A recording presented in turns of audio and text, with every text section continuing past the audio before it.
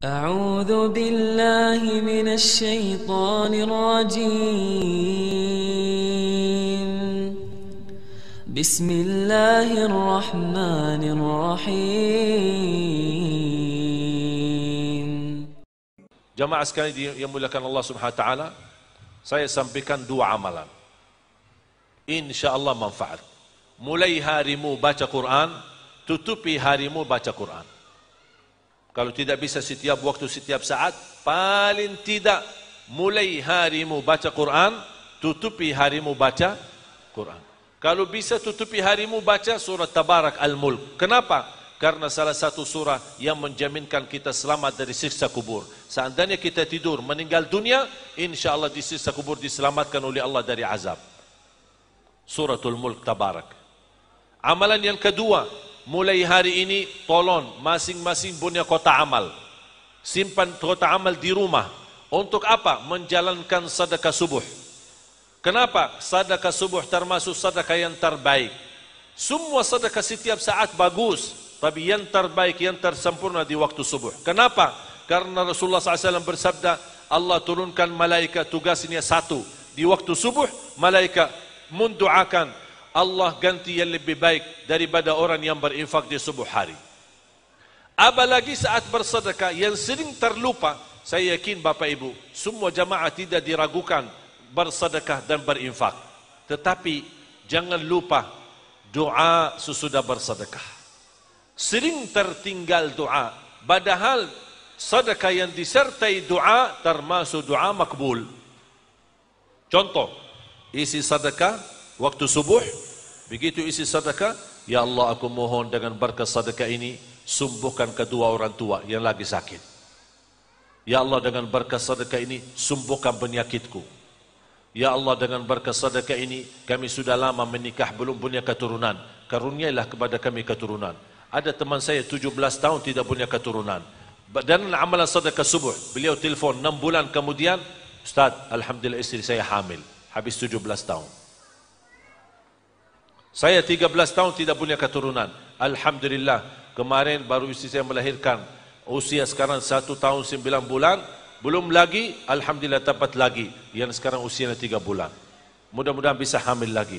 Dan bisa nikah lagi. Dan bisa banyak anak lagi. Saya mendorong adik-adik saya. Masing-masing istrinya 4. Dan setiap istri anaknya 1 lusin. Biar seperti ayah saya. Kenapa? Coba bayangkan satu keluarga 48 anak. Masya Allah. Dan semuanya penghafal Al-Quran. Dan bisa kita kembali untuk membangkitkan Al-Quran di Indonesia. Bapak Ibu, Timur Tengah sedang menghadapi banyak macam ujian. Yang menjadi harapan untuk masa depan umat Islam di seluruh dunia adalah Indonesia. Makanya saya selalu berkata, kalau Makkah Madinah tempat dan pusatnya kedatangan Islam, insya-Allah Indonesia negara dan pusatnya bangkitnya Islam untuk dunia. Saya yakin itu. Jangan main-main, percaya diri. Kita negara terbesar sedunia penduduk Islam. Kita tidak boleh kalah. Harus semangat. Berjiwa semangat, iman, yakin kepada Allah, apalagi bersama Al-Quran. Wallahi akan Allah turunkan pertolongannya untuk kita semua. Makanya sedekah subuh jangan dilupakan, apalagi disertai doa. Tolong istri 1, anak 1, bapak-bapak masing-masing 1, anak-anak masing-masing 1 kotak amal. Biasakan mereka. Lagi hadapi ujian, ya Allah berkat sedekah ini mudahkan ujian saya biar lulus. Ajarin mereka selalu bergantung dirinya kepada Allah Subhanahu wa taala. Itu namanya tawassul bil amali salih, wasilah dengan amal salih. Tahu enggak cerita 3 orang yang masuk dalam gunung, kemudian tertutup, mereka tidak bisa keluar? Tahu enggak ceritanya? Mereka masing-masing bagaimana bisa selamat dan keluar? Berdoa dengan amalan mereka masing-masing. Betul? Sedekah salah satu amalan. Doalah dengan amalan sedekah. Dahsyat terkabul hajat kita. Faham? Sekali lagi, mulai harimu dengan baca Quran, tutupi harimu dengan baca Quran. Yang kedua, jalani sedekah subuh. Ketika sudah kotak amal terisi full, silahkan seikhlasnya serahkan kepada masjid boleh, kepada pesantren boleh, kepada yayasan boleh, kepada guru yang kita percaya boleh, mana yang kita niatkan boleh kita sedekahkan. InsyaAllah menjadi sedekah jariah yang tidak terputus pahalanya sampai hari kiamat, dan insyaAllah mendapatkan terkabul hajat kita di sisi Allah Subhanahu Wa Taala.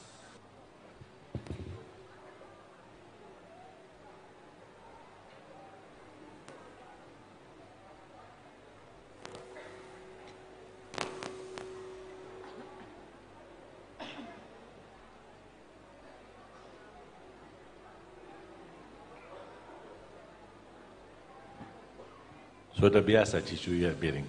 Sudah saya faham cuci piring, cuci gelas. Saya suka bantu istri di rumah cuci piring. Jadi Rasulullah SAW suka bantu di rumah istrinya. Ngepel di rumah, cuci piring, masak.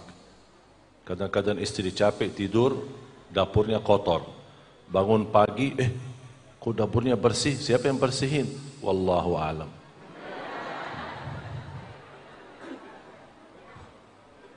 Ini gelas bersih ya. Beda ha sama ha. Ha bantu dengan udara. Ha. Coba. Ada udara ban ya. Kalau ha tidak ada banyak udara, cuma sedikit. Udara ditahan. Kalau lagi makanan pedas apa? Atau itu ha. Coba. Bersih ya. Karena banyak udara keluar jadi putih. Kalau dia tidak keluar apa-apa. Ya, jadi ha agak ditahan. Makanya alhamdu bukan alhamdu. Alhamdu. Itu sudah berubah makna. Sudah faham? Makanya jamaah sekalian, safari dakwah kami mulai dari Ramadan, dan insyaAllah kami akan terus berjalanan safari dakwah ini sampai tanggal Hari Raya Idul Adha.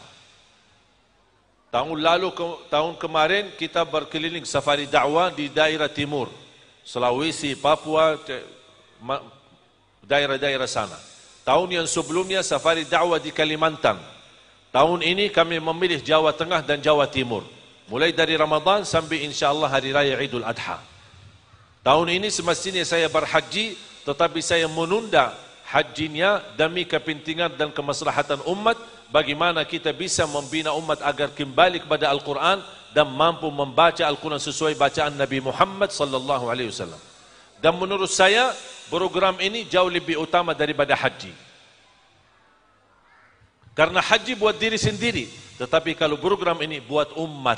Dan di sisi Islam, yang pahalanya lebih besar, itulah jauh lebih utama dari pahala untuk diri sendiri. Target kami, cita-cita saya pribadi, insyaAllah akan mencetak dan melahirkan 1 juta penghafal Al-Quran untuk Indonesia. Dan Alhamdulillah program sudah jalan. Di antara program yang kami teruskan berjuangkan bersama tim adalah acara Hafiz Indonesia. Sudah lihat acara Hafiz Indonesia? Ini baru sedikit dari sebagian perjuangan. Dan sayang sekali Bapak Ibu, menonton acara Hafiz Indonesia yang sudah jadi, sudah matang, sudah direkam. Tapi banyak tidak tahu apa perjuangan kami di belakang layar. Selama 4 bulan sebelum tampil acara Hafiz Indonesia, kumpulkan anak-anak dari seluruh Indonesia. Kami datangin ke rumah mereka masing-masing, ke desa-desa, kampung-kampung, ke kota-kota, kabupaten-kabupaten, menetes hafalannya, bacaannya. Kita mengambil yang terbaik. Ratusan anak-anak kita dapat. Sayang sekali kita tidak bisa tampilkan ratusan anak-anak di TV. Kami sangat terbatas. Makanya kita milih yang terbaik dari ratusan orang. Terpilih 20 orang yang bisa tampil di acara Hafiz Indonesia. Dan ini yang 20 betul-betul yang terbaik dari jumlah yang begitu banyak. Dan sengaja saya menghadirkan adik-adik kandung dari Madinah. Saya lahir besar di kota Madinah, tapi darah saya Indonesia. Percaya enggak? Ya, darah saya Indonesia. Buktinya apa? Saya kemarin tes darah di rumah sakit, dokter kaget. Subhanallah, darahnya merah putih. Ini bukti pertama. Bukti yang kedua, saya menemukan sejarah keluarga saya di Indonesia. Apa sejarah keluarga? Ternyata ibu saya tidak pernah cerita. Ayah ibu, kaki ibu, dua-duanya kelahiran Lombok. Kaki ibu saya, istri pertama orang Bumi Ayu. Istri kedua orang Madura.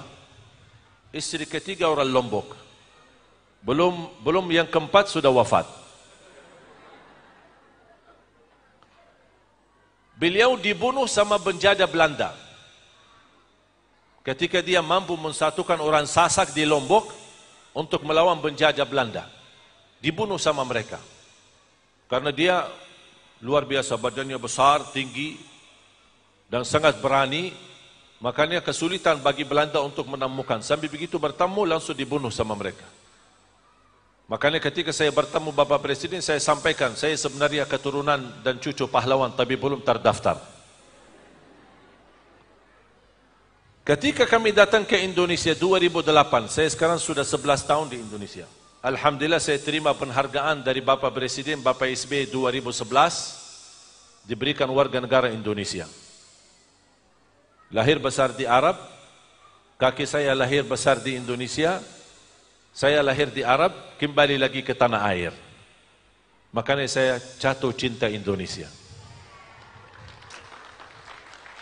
Terutama ibu-ibu juga. Yang buat saya sebenarnya betah di Indonesia ibu-ibu ini.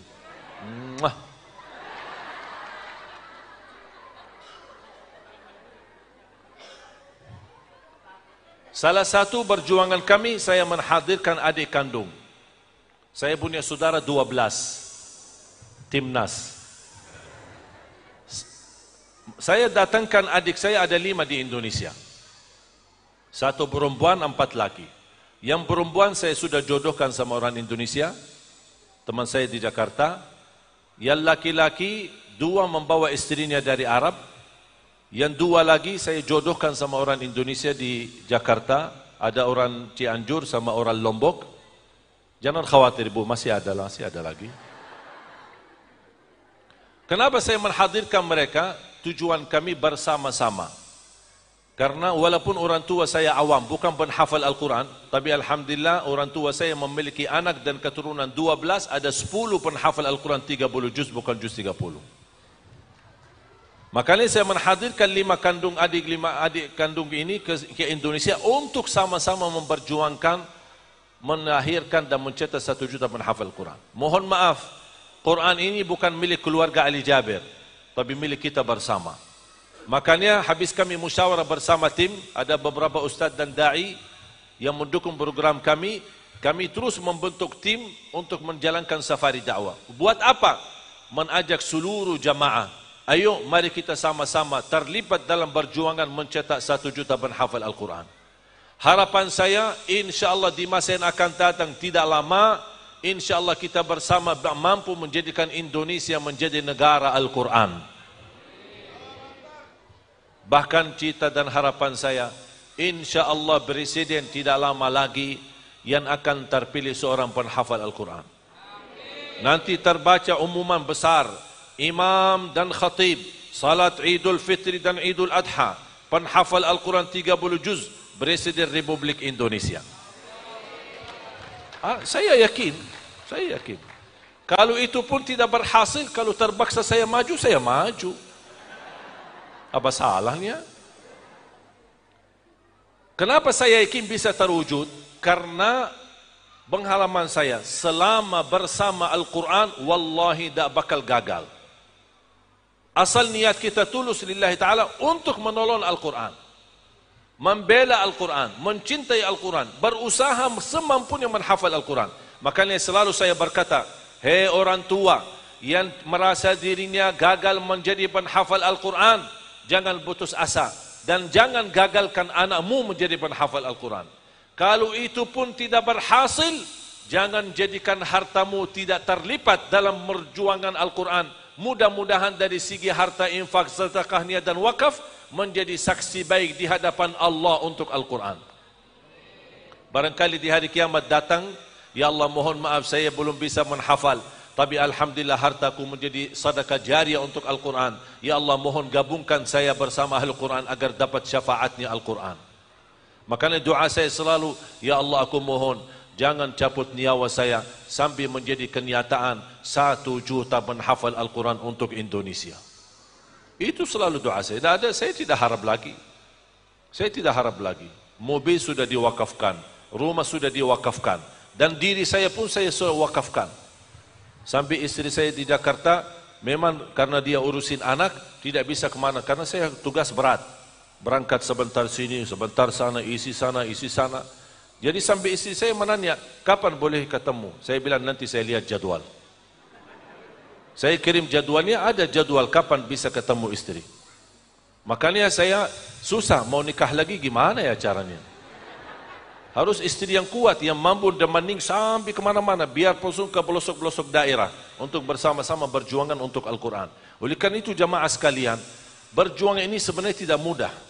Tapi saya yakin, kenapa saya yakin mampu kita bersama bisa mewujudkan? Karena 3 tahun belakangan ini, alhamdulillah perkembangan Al-Quran di Indonesia sangat luar biasa. Saya sendiri dalam 3 tahun belakangan ini meresmikan lebih dari 100 pesantren di seluruh Indonesia. Itu menunjukkan apa? Begitu semangatnya anak-anak kita menjadi penghafal Al-Quran. Makanya kita punya kewajiban bersama. Ayo, mari kita sama-sama mewujudkan 1 juta penghafal Al-Quran. Dan insya Allah setiap masjid memiliki imam yang hafal 30 juz bersanad, yang langsung sambungannya kepada Rasulullah sallallahu alaihi wasallam. Siap? Semangat? Menjadi keluarga Al-Quran, berjuangan Al-Quran, InsyaAllah sama-sama mendapatkan syafaatnya Al-Quran. Amin ya Rabbal Alamin. Mari kita sama-sama berdoa. Selepas itu saya serahkan kepada panitia. Bismillahirrahmanirrahim. Alhamdulillahi Rabbil Alamin. Hamdan kathiran tayyiban mubarakan fih, mubarakan alaih kama yuhibbu Rabbuna wa yarda. Allahumma salli ala Sayyidina Muhammad wa ala ali Sayyidina Muhammad. Ya Allah, berilah kepada kami petunjuk kepada jalan yang lurus. Hidupkanlah kami dalam keadaan iman, wafatkanlah kami dalam keadaan Islam. Akhiri hayat kami dengan husnul khatimah. Ya Allah, atas izinmu kami bersama-sama kumpul di tempat ini, di majlis ini, di masjid ini. Berilah kepada kami kemuliaan sama-sama bertemu kembali di dalam surgamu ya Allah, bersama Nabi Muhammad sallallahu alaihi wasallam. Ya Allah, jadikan kami semua ahlul Quran, para pencinta Al-Quran, berakhlak-akhlakul Quran, yang menjadikan hartanya, sedekahnya menjadi pendukung Al-Quran, yang menjadi saksi baik di hadapanmu hari kiamat. Ya Allah, berikan kepada kami semua syafaatnya Al-Quran. Jadikan keturunan kami anak dan cucu penghafal Al-Quran, yang mampu menhadiahkan kedua mahkota untuk orang tuanya ya Rabbal Alamin. Ya Allah, aku mohon untuk semua jamaah yang hadir, selepas majlis ini, masing-masing pulang sudah diampuni segala dosanya, disucikan hatinya, dibersihkan jiwanya, diselamatkan setiap langkah-langkahnya, dikabulkan hajatnya, dimudahkan segala urusannya, disembuhkan penyakitnya, diberikan kemudahan bisa ke tanah suci haji dan umrah.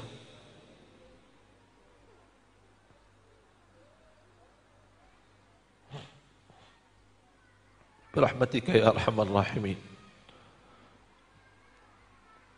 Ya Allah, saksikanlah niat baik kami untuk bersama-sama mewujudkan negeri kami menjadi negara Al-Quran. Saksikan niat kami dan upaya ikhtiar kami menjadi amal salih yang tidak terputus pahalanya sampai hari kiamat. Jadikan perjuangan kami ini menjadi sedekah jariah bagi kami dan keluarga kami ya Rabbal Alamin. اغفر لنا ولوالدينا ولجميع المسلمين والمسلمات والمؤمنين والمؤمنات الأحياء منهم والأموات. ربنا آتنا في الدنيا حسنة وفي الآخرة حسنة وقنا عذاب النار. وصلى الله على سيدنا ونبينا محمد والحمد لله رب العالمين.